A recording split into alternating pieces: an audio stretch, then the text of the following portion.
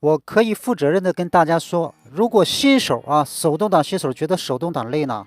你很可能就是找不到离合器的结合点。每次起步呢，对你来说都是精神上的摧残你又不肯放下面子放开了让车子去熄火，专门去练，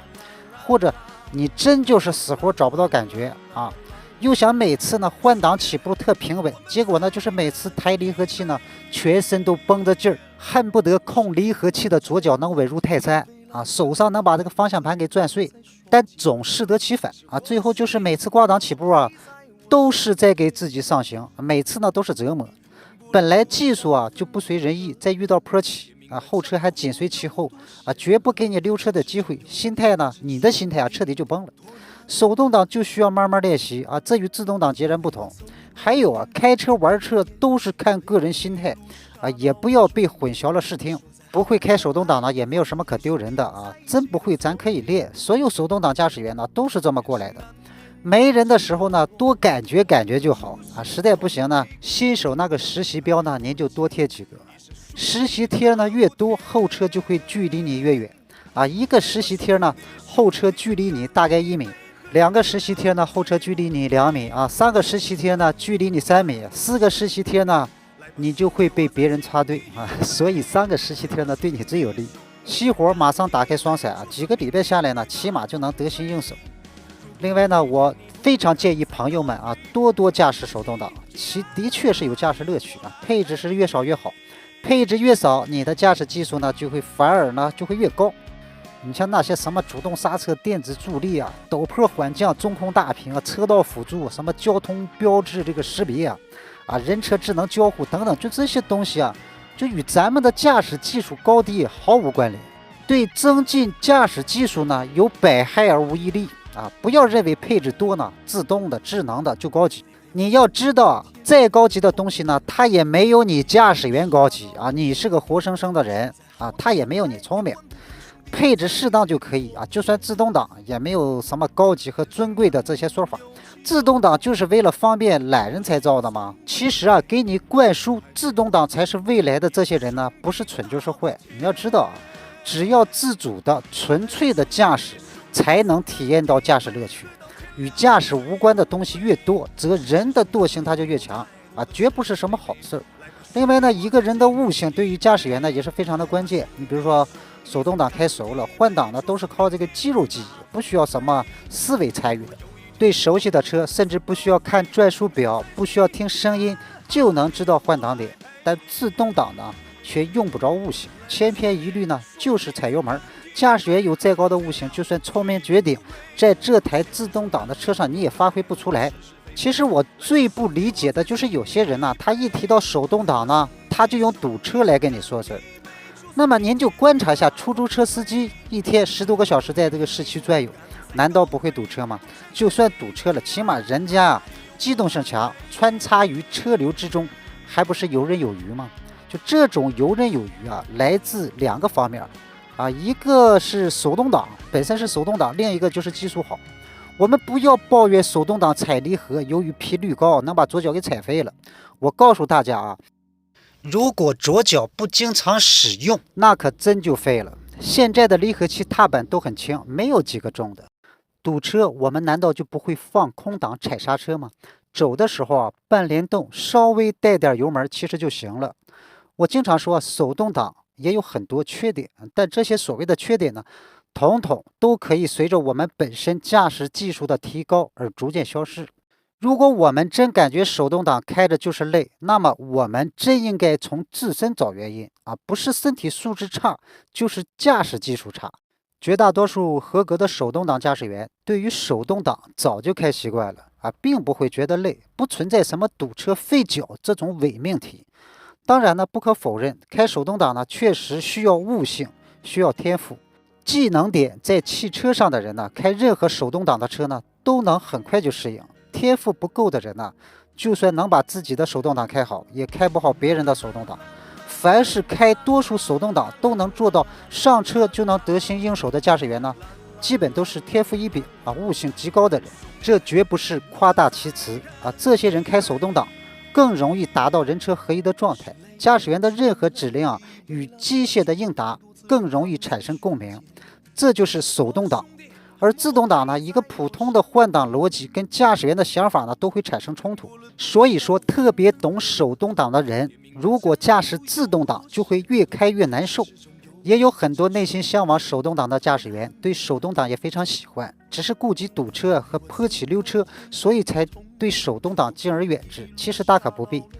再说现在都2023年了，实在不行呢，也有很多手动挡带这个刹车辅助的，完全可以尝试。稍微有点基础的坡起都不会有什么问题不是说我推荐手动挡，而是手动挡的各方面优势完全在自动挡之上。有传动效率高的优势，有换挡逻辑与换挡时机方面的优势，有节省油耗的优势，有机动性方面的优势，有空挡滑行捕获自由的优势，等等优势呢数都数不完。那么自动挡有没有优势呢？肯定也有优势最大的优势呢，就是让开车上路的人更加的鱼龙混杂。除此之外呢，我还真想不到呢，自动挡有什么优势。也许大部分自动挡的换挡逻辑有问题呢，也能算是个优势该加不加档该减不减档，加速呢还要等变速箱的反应也许这么重于思考的变速器，完全是在为驾驶员分忧这也应该算是优势吧。总之呢，这种优势我却永远不想去体验。对于我来说，如果世界上有手动挡，我就不会去选择自动挡。我更喜欢和车之间进行直接沟通，我要充分参与驾驶中的每个环节，而不是交给那些傻白甜的程序。总之呢，我喜欢手动挡，更愿意给新手推荐手动挡强烈推荐新手开手动挡。新手呢本身就对车距各种宽度不是那么敏感，假如还开个自动挡，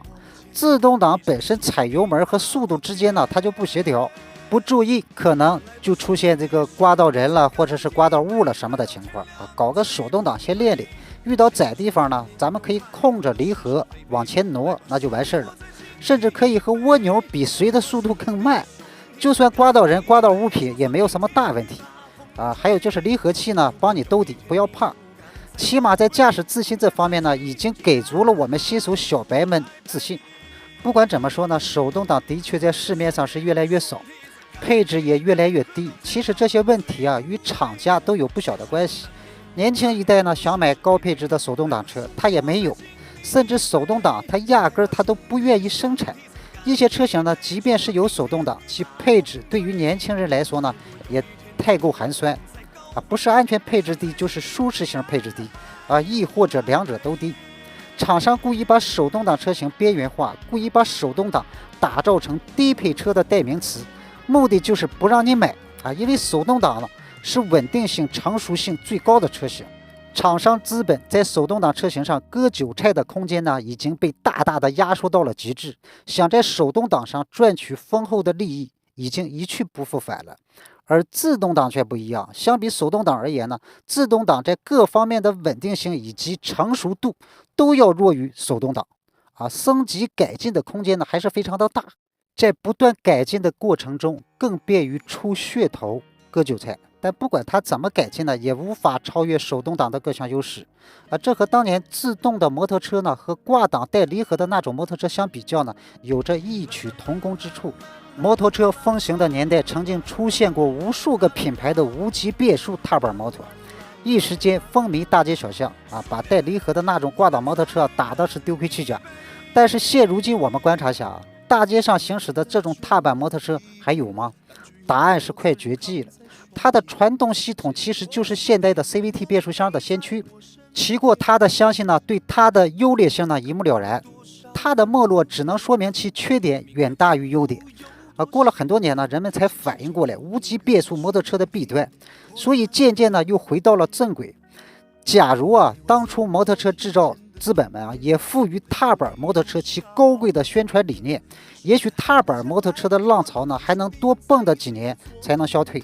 现如今摩托车为什么都以跨骑式带离合的为主呢？还是那句话，孰优孰劣，事实胜于雄辩。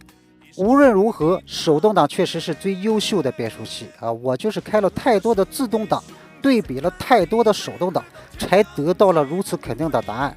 自动挡开起来对于新手而言呢，的确很舒适很惬意，但对于追求驾驶感受的驾驶者来说呢，所缺少的东西呢则太多了。